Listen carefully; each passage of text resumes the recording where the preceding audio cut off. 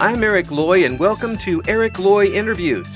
On this podcast, we talk with folks from the VTuber community on their channels, their talents, their stories, where they come from, and their plans for the future.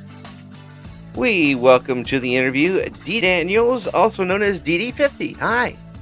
Hi. Hello. Hey, Hi. How's everyone doing? Hey, I appreciate you coming I'm not on. very good at these introductions. That's okay. I'm not the best. That's all right. We'll hand you. We'll give you a practice lap for that one. Okay, that's good. I'm used to outlaps. That's good. That's good. Yeah. So I'm still going to ask you to introduce yourself to everybody. So go right ahead. Well, okay. Well, hi. I'm Dee. Dee 50. Dee Dee 50 is my handle, but I go by Dee Daniels. I am your favorite race car driver / college football coach / fashionista / bad secretary / ditz, who is always trying to learn more things about video games and trying to share their hobby with the world, I guess, is probably the best way to approach that. So, yeah. Well, I appreciate you coming on.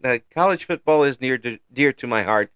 As I was, I think I've said this before, I did pre- and post-game shows on the radio for a major college football program for a while at Champaign, Illinois, affiliate University of Illinois, including at least one year where they were 0-11. So you can't. Oh, that's brutal. You can't call me anything I haven't been called before on the radio.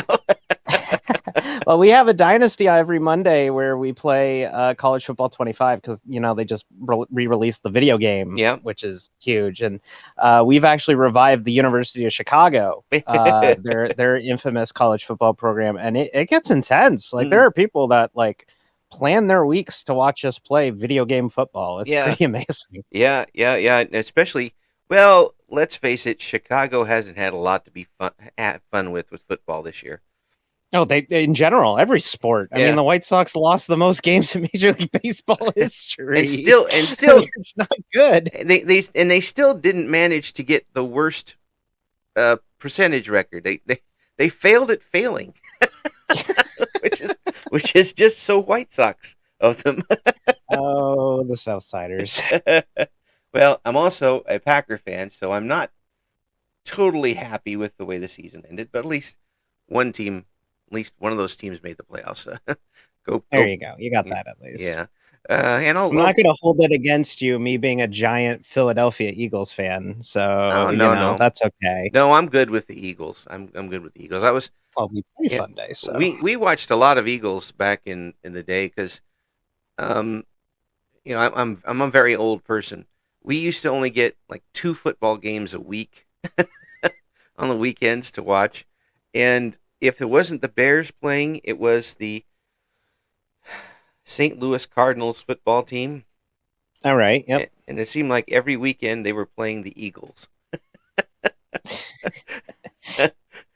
So watch Jim Hart play against whichever quarterback the Eagles were putting out there that weekend. Heck yeah. Roman Gabriel for a while. It was... So mid-70s is when I really started watching that stuff. There you go, yeah. Well, how did you get started, and why did you get started VTubing? It kind of started by accident, honestly. I was making these models in Vroid Studio as a way to express myself, being a closeted non-binary trans person. And I would post these models on socials, mostly Twitter, and I would post them on there, and I got a lot of enjoyment of it, and I saw people being like, "Oh, so are you a VTuber?" Which naturally would probably come because of just the fact that I'm posting models, and right. I was like, no, I'm not really a VTuber. And while I do have experience in broadcasting and I do have a little bit of a presentation background in that sense, I never really wanted to stream, but I got onto Blue Sky. And I got onto it before everybody realized, oh crap, the sinking ship that is X, the Everything app, is falling apart.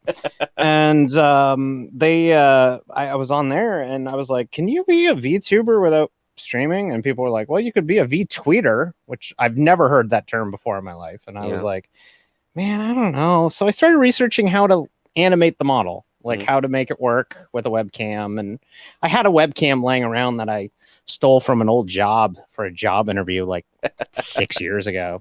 And I had it, and I just was like, what if we tried this? What if we tried it? And I'm sim racing VTuber mostly. Yeah. It doesn't really seem it during the winter because it's technically the off season even for me.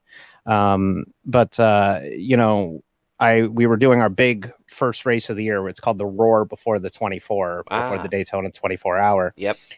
And I put it out to Blue Sky. I was like, hey, I'm gonna stream this. I don't know what I'm doing. Come on out and see it and see how, like, tell me if I'm good at this, or not even tell me if I'm good at this. Tell me, is this interesting? Yeah. And we won, which was insane. And that was a year ago. And I had a great time. People were saying, you're really good at this. Like you're good at this right off the jump. And so I decided, well, okay, well, what if I do it every Tuesday? And then we have the series in iRacing called I'm mostly an iRacing VTuber, called the NASCAR iRacing series. And it follows the actual NASCAR Cup series week in, week out, all 36 races. Yeah. So, and I ran them every Thursday. And before you know it, people are living and dying with our races. They're getting excited when we run good. They're heartbroken when we run bad. And that's kind of it. I kind of built everything on the fly. Scenes were built on the fly. There was no proper debut. Yeah. There was no model reveal. Everything was built as we were going. And that's kind of how we started. Oh, well, it sounds like to me you could get all sorts of sponsorship deals that way if you. And now you can tell I was in media for a long part of my life because I immediately think of like marketing and sponsorships. Yeah, absolutely. And stealing equipment from people. Yeah, exactly. You got to beg, borrow, and steal, right? But, everybody's got to remember the M in media means mooch. Yes, exactly. We live off the free stuff. But yeah, so people caught on pretty quick, and of course you had the broadcasting background to you. So was it very easy for you to move into that type of not only broadcasting what you're doing, almost a play-by-play of what you're doing, but doing that with interacting with chat? Was it easy for you? Yeah, and I grew to really like it. Like I go back, it's funny. Like this week is 1 year. Like this week is exactly 1 year since I started. So I actually went back and watched that first broadcast last year, and I watch it back, and I'm so nervous. Like I'm like, I don't have any bass in my voice or energy in my voice, and I'm like, oh, I got to keep talking. And then eventually, by the end of the season, like by I'd say around June, July, I started having confidence to where I could read the chat and comment on the chat while I was doing my job. And it's fun because there were a lot of people that didn't follow racing who were my initial audience. And that was, I think, really fun and cool, and a way to get me started and get me comfortable is explaining the basics of what I like. Yeah. And we're able to explain, like, this is how a caution flag works. This is why I'm running this particular line. And this is why we're slowing down for this corner in this way. Yeah. And it's such a great way to just introduce people to auto racing and just kind of go from there. So, but balancing the chat and being able to still stream was huge, because on one hand, I'm doing this super competitive thing where, it's PvP, like it is competitive. Right. We're racing against one another and we're trying to win. And you have this, chat where they might be hung up on something that you said about 10 minutes ago, and you're having to entertain that. So it's a fun balance. It certainly is. Well, it certainly is unique. I haven't interviewed somebody who's tried something like this, and by try I mean succeeded, because you're already doing this for a year and did you have to tweak anything on the way, or was the original um, concept good enough to keep and not mess with? Um, well, I'm a perfectionist and I always tinker with stuff. Mm. So at first it was let's just get it on the air, or let's just get it plugged into Twitch and let it see and let it go. And then eventually I started asking questions to other VTubers that I made friends with, and got oh, this chat client is a little bit better. Oh, this is a better 3D model viewer. Oh, this program will actually model your hands on the wheel and dictate your wheel inputs on your model and Whoa. stuff. And before you know it, like by about midway through the season, like midway through June, July, like we had a very professional looking setup for the second half of the year. And Neat. it's even bigger for 2025, but like it's just fun to kind of, it started off like I watch back like the first few streams and it's just so bare bones and shitty. And then by the end of the season, we've got, slideshows with stat graphics and intricate, I've been working on 2025 stuff the last 2 months now because we're in the middle of an off season, and digging up where I finished in a race in March and then putting it in a graphic that's not going to air until September just to get proactive about it. Oh my gosh. Is something that I'm just wired weird to have everything in the can and as far out as possible. That's not wired weird. That's media. Yeah, exactly. I mean, you even said the phrase on air instead of putting. Yeah, I mean that's that degree at some people are like, oh, go live. This generation, like, look, I'm 30. I'm going to turn 34 years old this year, but like I'm a little bit on the older side when it comes to VTubers. But you hear people go, oh, I'm going live. Me, I view it as, I'm going on the air. That's absolutely that's how I view it. I kind of try. I'm much older than you. I mean, I was 35 years in the business. So, I mean, we're talking like 80s when I started, and before computers were bigger than, were smaller than your wrist when we had these things going on. But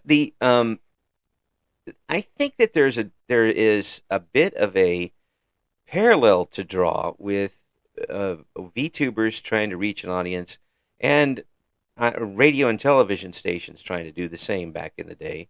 The difference to me is, instead of going for competing against each other for a what they call the pie, the pieces of the pie for your local markets, it's more of a globe in a chart rather than a pie, because the potential audience is the planet, basically. I mean, not realistically, but basically.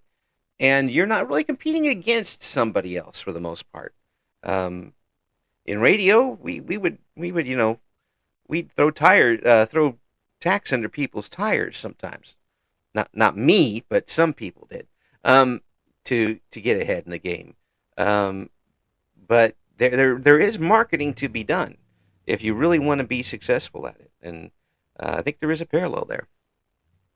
Yeah, and like I was a promoter of a league of sim racing for 9 years before I ever started VTubing, so I kind of had the social game kind of figured out. Like I knew when to put out a graphic that I'm going live that day. I knew, or when we would do a race, I would always put a graphic at 10 a.m. I would always retweet anybody who would mention us. I would put out a weekly schedule, just basic stuff, like just to try and get engagement, because social media is so big. It's such a big part of the game that I think a lot of people neglect that. If you have interesting social, it goes so much further, especially in these days and age, because nobody's going to a website. Like you look back at like 25 years ago, like it would be like, go to my website, go to my website. And now it's follow up me on whatever social. No, absolutely. I grew up with Twitter being the big one, basically. And now with that whole thing. We have Blue Sky, and luckily, the amount of growth I've gotten off Blue Sky is incredible. Being on the pulse, like having my finger on the pulse at Blue Sky, was huge in Yeah, getting off the ground and yeah, getting to affiliate and building an audience, yeah. and Let's it's huge. let's all hope it stays that way. I Absolutely, start to see a little creep in here now and again. Like, no, stay away, yeah. people.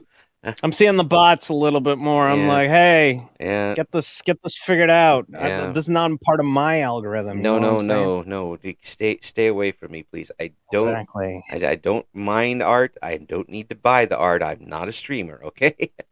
I The only bot I like is Minnie. Shut up, Minnie.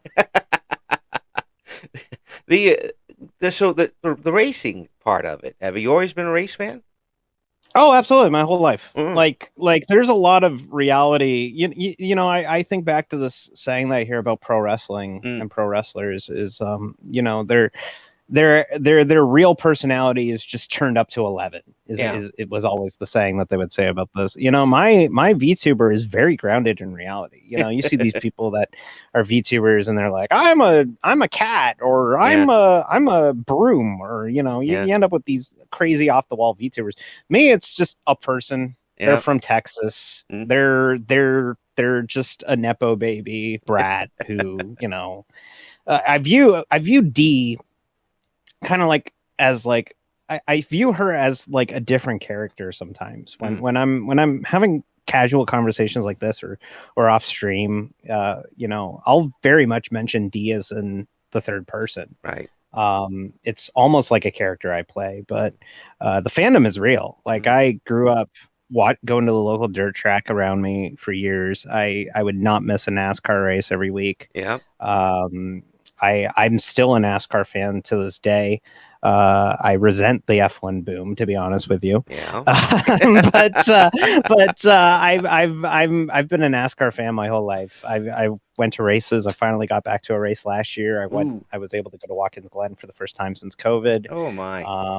So I follow the industry tight, Yeah. close. You can find it on my socials. I mean, I'm constantly posting about rumors and I'm watching the races every week. So, So I'm when a giant race fan. when I have a question about how the NASCAR point system works, I can ask you. Yeah, and I will dig out the chart and I will point out the flow chart that you have to follow to figure out how they determine a champion nowadays, because it's all broken. It changes seemingly every year, and they're always trying to tweak it and work it out some way to get it to work. But you know, And they might change it again for 2025. Well, They haven't ruled it out, and the season yeah, starts in a little over a month. yeah, So yeah. I mean, they don't know what they're doing. When you've got a I rule love that's them. when you got a rule that's tougher to explain than the infield fly rule to people, it's pretty. It's you might just leave it alone at that point. Oh, don't you worry. They just dropped some rules today, and I'm like, what does this even mean?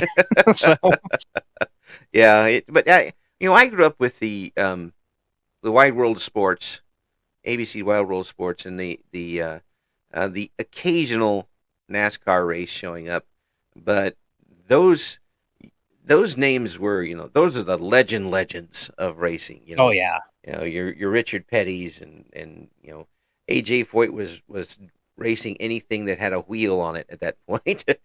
Yeah, Yeah, you know, David Pearson, Cale oh Yarborough, yeah, yeah, Junior Johnson. That era was awesome, and anybody named and Pearson was an unser was riding something at that point. that's right. Shout out Bobby Unser. I Yeah, fucking love him. yeah, and people finishing races backwards and that type of thing. Um, it was fun to watch, and we still got to know these folks a little bit. But um, do you think maybe racing as a television or a home watching sport might have peaked a little bit a while ago and needs to recover? I think so. I think the thing that sucked was, you know, NASCAR had their big boom from 97 to 2006, roughly. That's about when NASCAR was a mainstream, like Jeff Gordon hosting Saturday Night Live. Oh, yeah, and like Casey Payne and Mountain Dew commercials that were airing outside of NASCAR races. And you could buy yourself a Travis Quapple crock pot because they were merchandising everything. But I think as a television product, it's difficult. It's a difficult product to market to people because I'm not going to lie, one of the TV partners, Fox, does such a horrible job with the broadcasts, and they get the first races of the year, including the Daytona 500, that a lot of people tune out by the time the other TV partners take over. So it's tough. I also think the thing that hurts is kids aren't into cars. Like, that's honestly what it is at the end of the day. Like, these kids view cars as appliances. And unfortunately, in my real life, I have to view a car as an appliance. Like, you do see a little bit of it, but like the days of, I'm going to turn 16 and get my license are kind of going away. Today it's I'm turning 12 and I'm going to steal a car. Yeah. Or people don't romanticize the automobile like they used to. No. And I don't think kids have attachment to cars. I'll say this, the access that a sport or a series like Formula One did was brilliant. Get your series on ESPN, get it commercial free, air it whenever it's on, and just get the experts from Europe to handle it. Yeah. It was brilliant. And then you add in the Drive to Survive effect of here's all the drama from this previous F1 season, all packaged bite-size in a 10-episode arc for you to watch on Netflix. They nailed it. They nailed it. And that's honestly, you have to bring it to them. You have to bring the racing to people. And that's why NASCAR has done things in the recent years, like race inside the LA Coliseum. They built a 1/4-mile racetrack inside the LA Coliseum and ran stock cars in it. That's unfathomable to me. And it's running cool, in the city of Chicago, running around Millennium Park, it's Grant Park. It's cool for me to see that type of stuff. I mean, ovals are fine. Ovals are ovals, and you got the historical ones, the granddaddies, and you still go there. But every once in a while, throw a little wrench into it, make it a little different. People who haven't followed it at all don't know that there are different types of courses. They think that it's just everybody turning left all the time. But then you get the road courses, and there are certain drivers who simply are so much better at those courses that may be the only things they drive all year. Yeah. And key example to that was a couple years ago when New Zealanders Shane Van Gisbergen came over to America, ran in that first Chicago street race and won. And that was unheard of. Nobody was like, wait, you mean to tell me this guy that nobody heard of before the weekend just won our first race on our street course? Like, unfathomable. And now he's going to be running full time this entire year. He's come stateside and he'll be in the Daytona 500. So we've seen so much growth in racing and in NASCAR. I mean, they're going to Mexico City this year too. Like it's really cool, but I do think that there's still steps to be taken. And they'll get there. I have confidence. If you would have told me 15 years ago that we would be doing things like racing on the streets of Chicago, having races on a streaming service, having, races in Mexico City with the Cup Series, like the main series, I would have told you you're crazy. Yeah.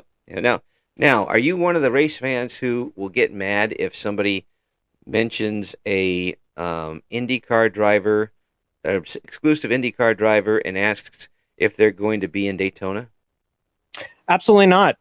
I give across this opinion that, I look like I'm the type of person that doesn't follow other motorsports, but like I go to IMSA every year. I go to an IndyCar race every year. I go to my local dirt track. I follow Formula One. Like, I am a worldly motorsports fan. some of my favorite drivers are IndyCar drivers. Scott Dixon is one of my favorite race car drivers of all time. Shane Van Gisbergen before he came over here, but Scott McLaughlin is another great driver who ran in supercars and came over to America to race in IndyCar. No, I don't look down on other disciplines at all. Yeah. I do think though, there's always been this like little debate of like who's the best, who's the best race car driver, and there's the debate of it's Kyle Larson or it's Max Verstappen. Honestly, you have to look at it like it's like tennis in a way, where you have great tennis players that are great on clay, you have great tennis players that are great on grass, you have great tennis players that are good on turf. Like that's how you have to view it. They're all amazing drivers. They're all incredible wheel people. Right. But like the best in their specific discipline are the best in their specific discipline. And it's tough to compare it. Yeah. Well, I don't think people they're I mean, I know that a long time before I, try to get a little more into it while I was doing my radio stuff. It was tough to convince people that Richard Petty didn't race in the Indy 500. It's like no, different things. But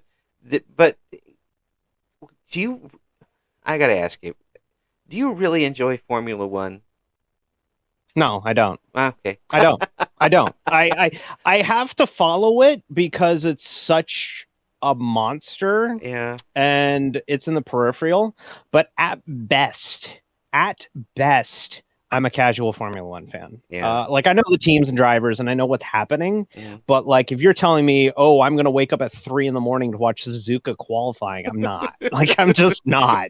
You can enjoy that. I'm going to go to bed and watch Darlington tomorrow. Yeah, I can't watch it. I just can't. It just to me it's casual driving in the hills and I appreciate the racetracks and the layouts and all that, but when you can't go 3 wide on a turn and you it just isn't racing to me. It's like you have 2 places you can pass, and if you don't, the race is over.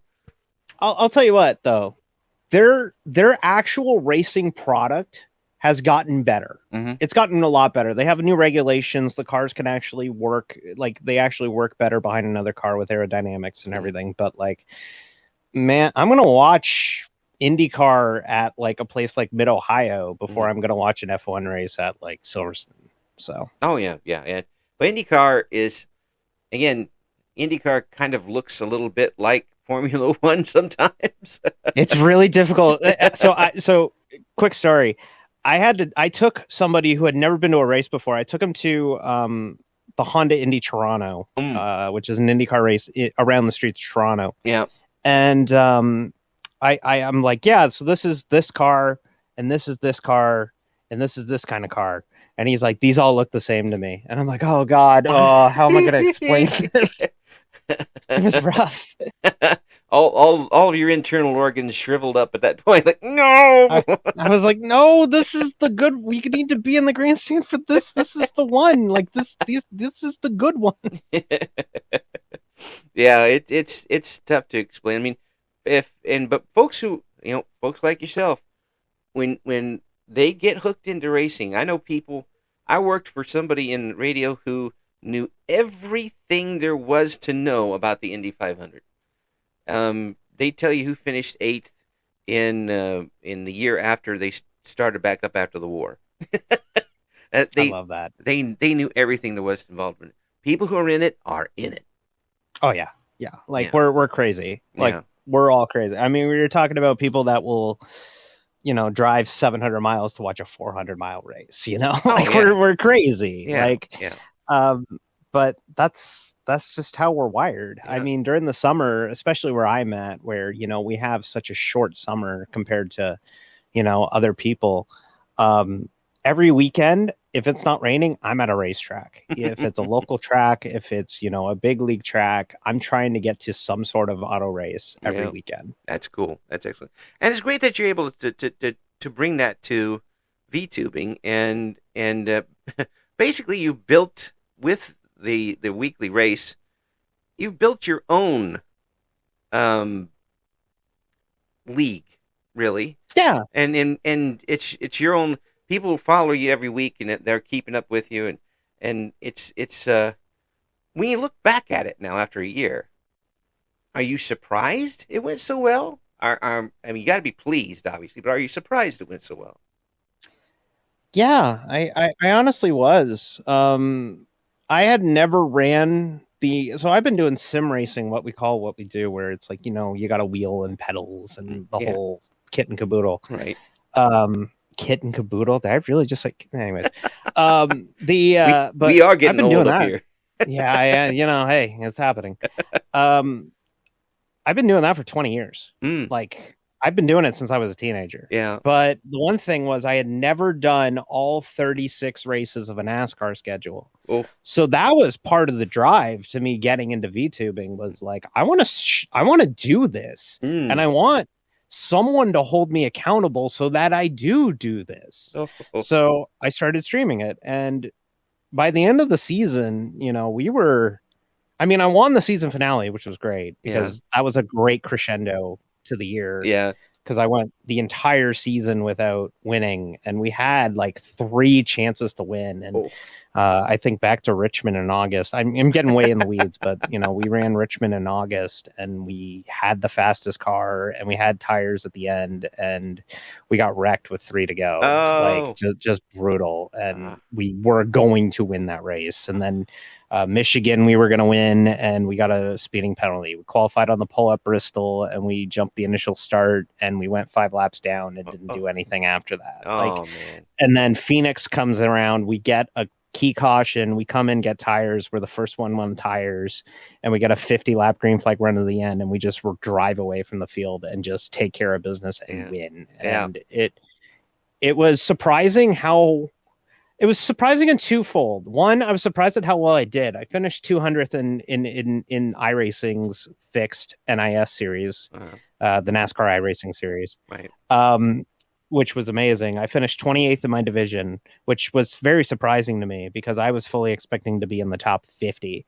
So to end up 28th was great. Yeah. But it was also surprising as the year went on, more and more people started to really gravitate toward it and made it their Thursday night appointment. And it was really cool. That's great. That is wonderful. So you kind of get to live out a dream while doing this. Yeah. I joke with my friend Shane, non-VTuber friend Shane Mundy, who, I joke and I say that, like, we're kind of cosplaying as race car drivers because this is the closest thing that we can do to it. Mm-hmm. So, we're in a Discord, and we even get to the point where, we put out fake press releases and, we have fake rumor mills. We have social media previews. Yeah. We take it fairly seriously. And it is cool. It is neat to have that kind of barrier to it. You see people, get into role-playing servers with, like, I don't know, like, we're role-playing as knights or anything like that. Well, with me, we're role-playing as race car drivers. Yeah, it's what we love to do. Yeah. So. And you get to compete. I mean, you're competing. You're not just playing against the computer 1 on 33 or whoever, how many cars qualify. And just having them mindlessly go around. You're competing in these races. Oh yeah, and the thing is because we're all near the same skill. Because iRacing puts you in races with the same people with the same skill. So you're not racing with enough people entered.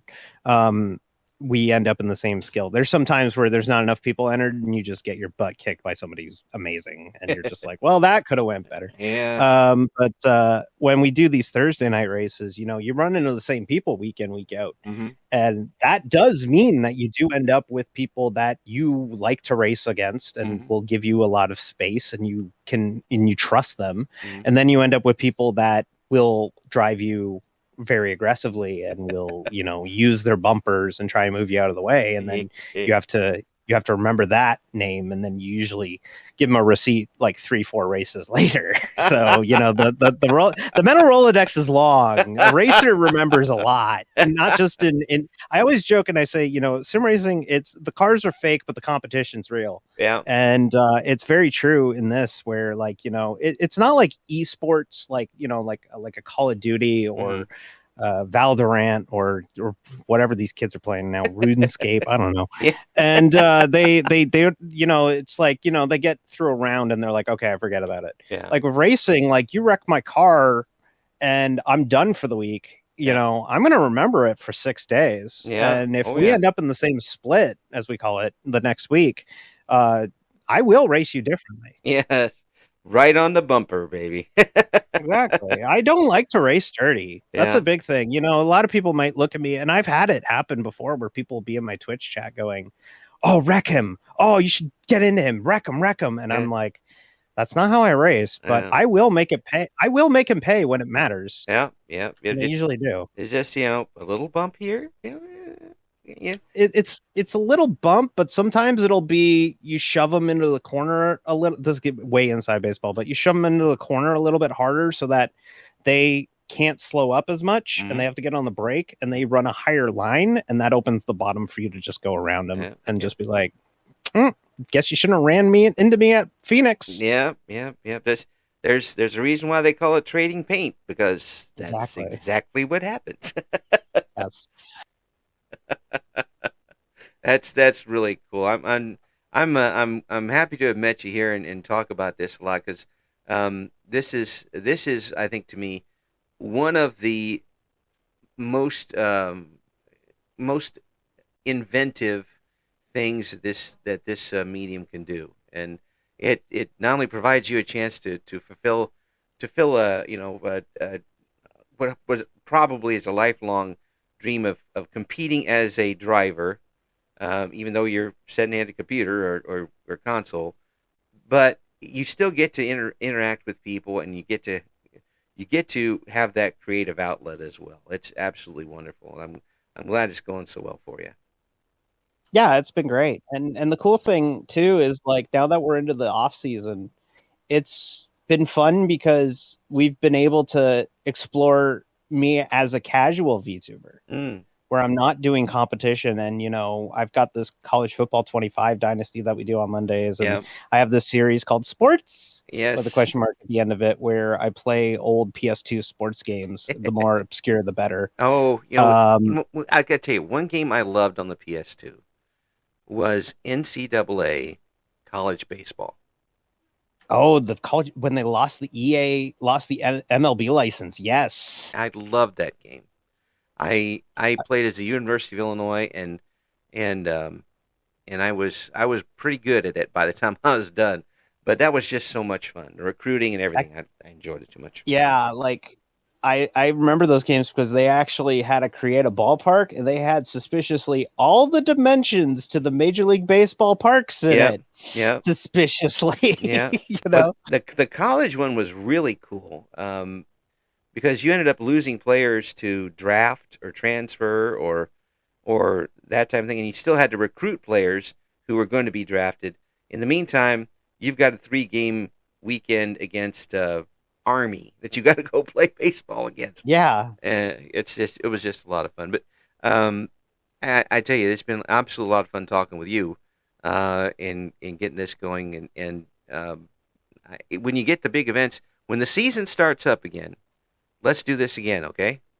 Yeah, I'd love to. Because I'd like to, not that you need my promotion to do it, but I would have, kind of get a little bit more behind the scenes how you've got things working, and show off some of the bells and whistles that you got with this. Because I think a lot more people would love to do what you're doing right now. Yeah, well, that's it. I sometimes joke that, like, the way that the model works on racing streams, where she's got, like I said, I speak about her in the third person sometimes. Mm-hmm. Dee kind of has like a model, and then she has a head tracker, and then she has a software that sends the wheel data to the model. And sometimes I feel like it's 3 pieces of 3 toothpicks glued together with gum, just hanging on for dear life. But yeah, I'd love to get into like a lot more of the, the deeper meaning of everything with it at some point, for sure. Well, we'll do that. And folks, you can check out what Dee Dee 50's got going on. We got all the links that we've been able to find up in the description for the interview. Dee, thank you so much for coming on. It's been an absolute pleasure talking with you. Thanks for having me. It's been a blast. Thank you for listening to Eric Loy Interviews. Join us again next time when we talk to another member of the always interesting VTuber community.